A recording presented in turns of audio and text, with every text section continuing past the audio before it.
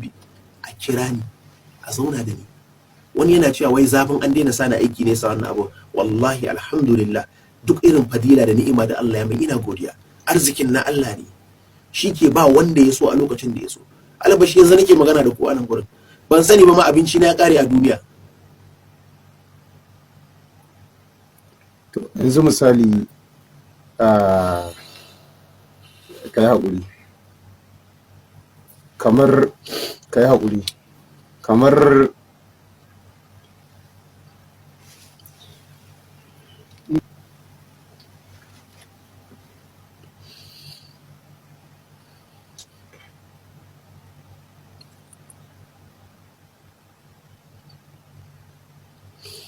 sorry.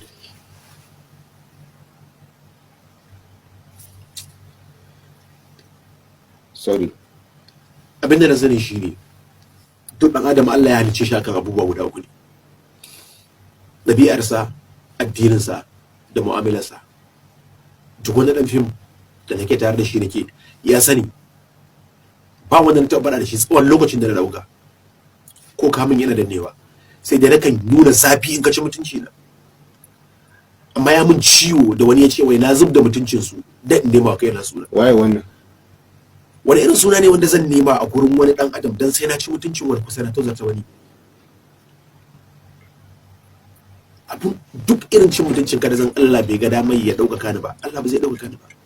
Duk irin tozarta ka da zan Allah bai ga damar ya bani ba zai bani ba. Abinda nake so ka sa a ranka da ni da kai mu sa a ranmu cewa yanzu da muke magana wataƙila abincinmu a duniya ya ƙare, kuma za a tashe mu akan abin da muka mutu akai. Ni mai laifi ne, ina da laifuka masu tarin yawa da ni na aikata su, kai ma kana da naka. Sa a ranka cewa ina da nawa,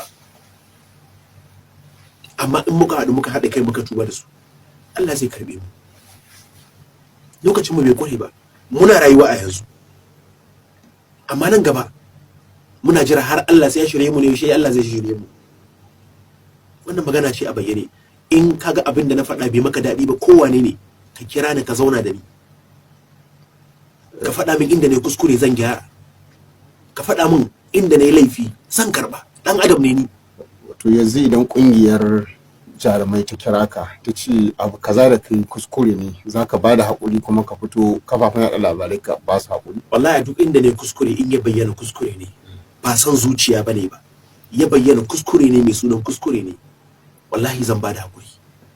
Zan ba da haƙuri a wanda yake kuskure ne.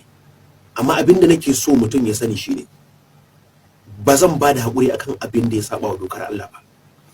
Ba zan ba da haƙuri akan abin da ya saba wa ɗabi'a ta cikakken mutum mai hankali, cikakken ɗan adam wanda ke da tunanin cewa Ubangiji ya kawo shi duniya ne don ya bauta masa ba.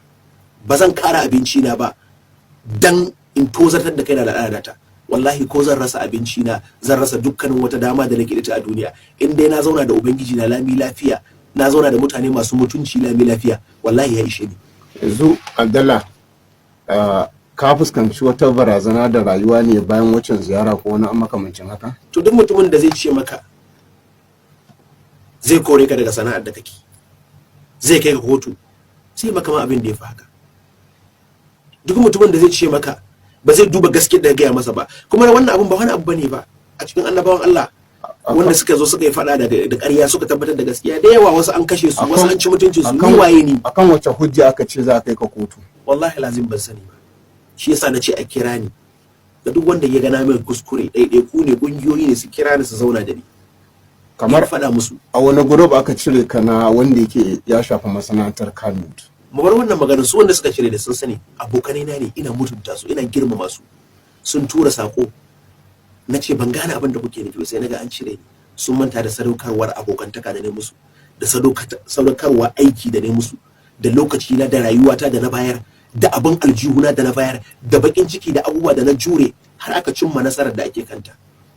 Wallahi abin da nake so ku sani shine, yau in Allah zai karbe ni a raye, wallahi bana da na sanin kasancewa ta dan fim, tunda ban gaza sauke nauyin da Allah subhanahu wataala ya dora min a kaina na yan uwantaka da ku ba. Allah yana cewa al-akhillahu yawma idhin ba'dhum li ba'dhin aduwwun lil muttaqin. Yan uwan da suka rayu a duniya suka yi abokantaka ba su gaya wa junan su gaskiya ba, a ranar alkiyama ɗaya zai tashi yana Allah ya tsine maka kai ma Allah ya tsine maka, Allah ya ce ku hada su dukan su kai su wuta. Ba ni fatan ni da ku a tashi ma irin wannan mizanin. To yanzu a ƙarshe kana nadamar waccan ziyara da kuma kalaman da ka faɗa a gaban Hizba? Nadama ne, me ne zan yi nadama? Wallahi lazim ba ni nadama ko musƙala zaratin.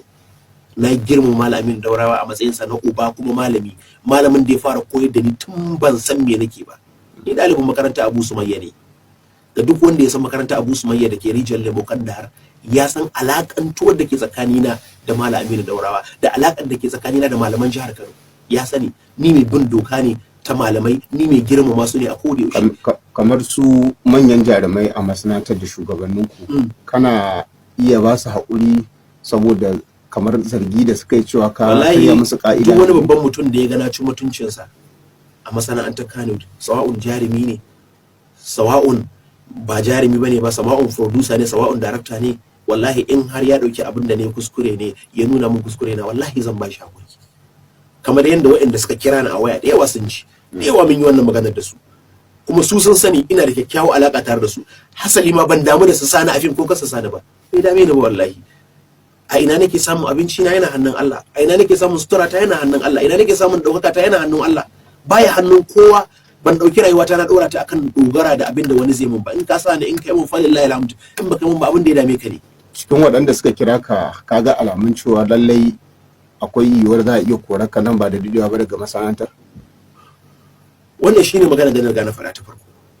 In sun kama ni da laifi dumu na yi kuskure na aikata laifi, wallahi in sun kore ni ba sai laifi ba. In mutumin da ya kare mutuncinsa ga wanda zai yake ganin ya tozarta mai mutuncinsa, wallahi bai laifi ba. Wanda kuma yake ganin abin da na faɗa daidai ne, zai iya yin afuwa daidai na gaya masa ya karba, shi ma bai laifi ba. Ce ka ci mutuncinsu ne ko ka tozarta? Wasu sun faɗa sun ce na ci mutuncinsu, ban musu adalci ba. Abin da wasu ke faɗa kenan, ban musu adalci ba, na ci mutuncinsu. Kai wanda ka ce ba maka adalci ba, na buɗe kofa, kana da namba ta, ka san inda nake, kira ni. Waye ne? Suna da yawa. Su kira ni su zauna da ni su yi magana da ni, wallahi lazim kowa zan karba. Har wanda suka yi post a social media suna da alaka da ni. Akwai wanda na dauke shi kamar ma dan uwana, ko sunansa ba na kamawa, lazim na rubutun sa sai da ne takeici. Muna godiya. Kuma na gode.